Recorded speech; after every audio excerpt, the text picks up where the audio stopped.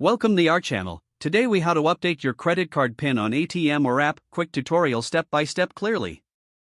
To update your credit card PIN using an ATM, start by finding an ATM that supports your bank's services. Insert your credit card into the ATM. Select your preferred language if prompted. Enter your current PIN to access your account. Navigate to the Services or More Options menu on the screen. Look for the option that says Change PIN or Update PIN. Select that option to proceed. You will be prompted to enter your current PIN again for security purposes.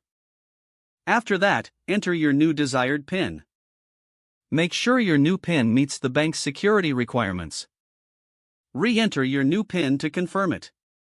The ATM will process your request and notify you of the successful update. Be sure to remove your card and any printed receipt. For updating your PIN through a mobile banking app, open the app on your device. Log in using your account credentials. Navigate to the Account Settings or Security section within the app. Look for the option that says Change PIN or Update PIN. Follow the prompts to enter your current PIN. Then, input your new desired PIN. Re-enter the new PIN to confirm it. Once completed, you should receive a confirmation message. Log out of the app to ensure your account remains secure. Always remember to store your new PIN securely and avoid sharing it with others. If the page does not load, refresh the browser or try again in a private or incognito window. Make sure you are using the correct email address, then retype it carefully to avoid small typos.